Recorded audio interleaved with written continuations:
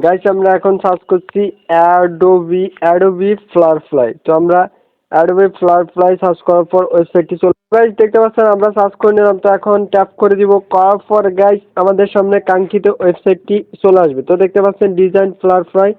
তো আমরা এই ওয়েবসাইটে চলে আসবো। তো গাইস দেখতে পাচ্ছেন কাঙ্ক্ষিত ওয়েবসাইটটি চলে আসলো। তো এই ওয়েবসাইটে আমরা ফার্স্ট অফ অল একটি অ্যাকাউন্ট করে নিব। তো অ্যাকাউন্ট করার পর আমাদের সামনে এরকম একটি অপশন চলে আসবে। তো গাইস এখানে দেখতে পাচ্ছেন অ্যাডোবি ফ্লাই আমরা সার্চ করার পর এরকম একটি অপশন চলে আসলো। আসার পর আমরা এই লোগো বারে একটা ট্যাপ করব। করার পর গাইস দেখতে পাচ্ছেন ভিউ অ্যাকাউন্টে ক্লিক করব। গাইস ভিউ অ্যাকাউন্টে ক্লিক করার পর আমাদের কাঙ্ক্ষিত ইমেলটি এখানে চলে আসবে। তো আমরা যে ইমেল দিয়ে একটি অ্যাকাউন্ট করেছি, তো আমরা এখান থেকে একটু স্ক্রল করব। করার পর গাইস এখান থেকে দেখতে পাচ্ছি যে ক্রিয়েট উইথ ফ্লাই। তো আমরা এখানে একটা ট্যাপ করব। করার পর গাইস এখানে নতুন একটি অপশন চলে আসবে। গাইস নতুন একটি অপশন চলে আসলে এগ্রি বাটনে ট্যাপ করে দিব। করার পর আপলোড ফটো। তো আমরা যেই ফটোর ড্রেস চেঞ্জ করতে চাই, তো আমরা সেই ফটোটা এখানে সিলেক্ট করে দিব। তো গাইস আমি এই ফটোটা সিলেক্ট করে দিলাম। দেওয়ার পর ডান বাটনে ট্যাপ করে দিব। করার পর গাইস আমাদের সামনে ফটোটা চলে আসবে। আসার পর এখন গাইস আমাদের এখান থেকে অবশ্যই একটি টাইটেল লিখতে হবে। তো আমরা যদি এখানে এখন ব্যাকগ্রাউন্ডটি চেঞ্জ করতে চাই, তাহলে আমরা এখান থেকে লিখে দিতে পারি। তো আমরা লেখার পর তো গাইস আমাদের কাঙ্ক্ষিত লেখাটুকু আমরা লেখার পর জেনারেটে ক্লিক করব। ক্লিক করার পর গাইস আমরা এখানে কিছু সময় ওয়েট করতে হবে। তো গাইস আমরা যেহেতু এখান থেকে ব্যাকগ্রাউন্ড চেঞ্জ করব, তো ব্যাকগ্রাউন্ড একটা ক্লিক করব। ক্লিক করার পর গাইস এখান থেকে নতুন একটি অপশন চলে আসলো। তো আমরা এখন জেনারেট বাটনে ট্যাপ করে দিব।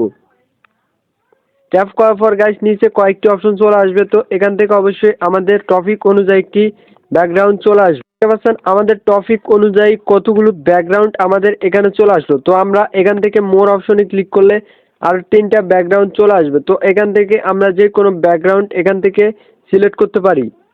এখানে দেখতে পাচ্ছেন আরো 3টি ব্যাকগ্রাউন্ড চলে আসলো। তো আমরা সাপোজ হিসাবে এই ব্যাকগ্রাউন্ডটা রাখবো। রাখার পর টিপে ক্লিক করে দিব।